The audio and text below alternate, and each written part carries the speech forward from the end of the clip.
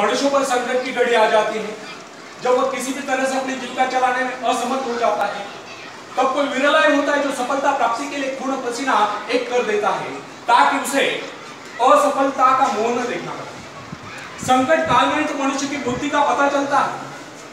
कई बार ऐसे अवसर पर ऐसी सफलता मिलती है जिसकी मनुष्य ने सपने में भी आशा नहीं की। वो स्वयं सोचने लगता है कि मुझे इतनी सफलता कैसे मिली। वास्तविक ऐसी शक्ति हर इंसान के भीतर छुपी होती है, परंतु वो उसे पहचान नहीं पाता। जैसे वह संकटों से गिर जाता है, वैसे ये शक्ति बाहर निकलकर उसकी सहायता करने आ जाती है। जो काम इससे पहले वह असंभव समझ रहा था, वही काम पूरे होने लगते हैं। इसका कारण यह है, जब मनुष्य का जीवन चारों खतरों से गिर जाता है, तब उससे बाहर निकलने के लिए वह हाथ पैर मारना शुरू कर देता है, और इस संघर्ष से उसकी बुद्धि तेज हो जाती है और उसमें एक प्राकृतिक नैसर्गिक शक्ति आ जाती है। फ्रेंड्स, अपनी जरूरतों की पूर्ति के लिए संघर्ष करना हम सभी का कर्तव्य है। संघर्ष से तो हमें सफलता मिलती है। जिनमें संघर्ष करने की इच्छा ही न हो, वह तो असभ्य और जंगली कहलाए। आवश्यकता तथा आवश्यक पदार्थों की दुर्लभता ही सदा से मानव जाति के विकास का कारण है। हर सभ्यता और संस्कृति का आधार श्रम और संघर्ष ही रहा है। जो अपना लक्ष्य पाने में खो गया, वही कुछ दे सका। कई वैज्ञानिक अपनी साधना में लीन होकर अपने लक्ष्य को पाने के संघर्ष में जूझते रहे। उनके परिवारजन अभावग्रस्त होकर भूखे मरते रहे, परंतु उन्होंने अपने उद्देश्य को प्राप्त करके ही चैन की सांस ली। जब उन्हें सफलताएं प्राप्त हुई, तो लोगों को उनके आविष्कार यानी कि शोध बहुत बड़े आश्चर्य से प्रतीत हुए। फ्रेंड्स, आवश्यकता ही आविष्कार की जननी है। यह जरूरत का ही कमाल है कि जिसने मानवीय सभ्यता को कहां से कहां पहुंचा दिया। अश्मयुग से संगणक युग तक जरूरत ही लक्ष्य का निर्धारण करते हैं, और इसे पाने के लिए वैज्ञानिक तथा शोधकर्ता जी जान से जुट जाते हैं। मनुष्य की गुप्त शक्ति का पता उस समय चलता है जब कोई जरूरत आकर उसके सामने खड़ी होती है और उसकी पूर्ति के लिए वो संघर्ष करता है। मनुष्य की यह गुप्त शक्ति आपातकाल में प्रकट होती है।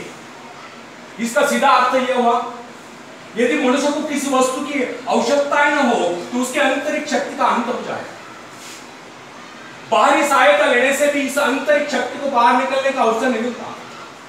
जो काम इस शक्ति द्वारा लिया जाने वाला था, वही काम हम दूसरों की सहायता लेकर झटपट कर डालते हैं और पंगु तथा शक्तिहीन बने रहते हैं।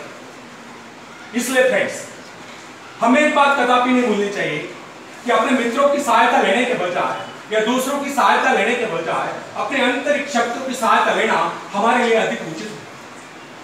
क्योंकि आत्मनिर्भरता एक ऐसी शक्ति है जो मित्रता, प्रभाव, धन संपत्ति, ऊंचा वंश या बाहरी किसी भी प्रकार की सहायता, ये सब की सामूहिक शक्ति से ही शक्तिशाली होती है। आत्मनिर्भरता की सहायता लेकर मनुष्य भीषण से भीषण बाधाओं को भी पार कर जाता है, भयंकर कठिनाइयों पर भी विजय प्राप्त करता है, बड़े से बड़े आविष्कार यानी कि शोध करने में भी सफल हो जाता है। इंसानी गुणों में सबसे अधिक शक्ति आत्मनिर्भरता की।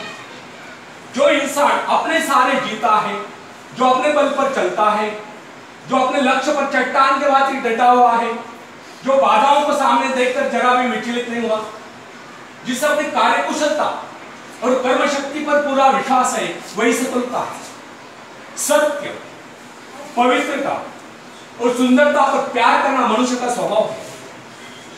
जो व्यक्ति मौलिक विचारों के बल पर जीता है, जिसके कुछ सिद्धांत है जिन पर वह आरूढ़ रहता है, जो अपने वसूलों पर दृढ़ता से कायम है, लोग उसे आश्चर्य से देखते हैं और उसका अनुयायी बनने का प्रयत्न करते हैं, क्योंकि लोगों की दृष्टि में वो महान है। फ्रेंड्स, यदि आप भी महान बनना चाहते हो तो अपनी शक्तियों को पहचानो। ईश्वर ने जो शक्ति आपको प्रदान की है, वो आपके भीतर छुपी हुई है, उसे जगाकर बाहर लाओ।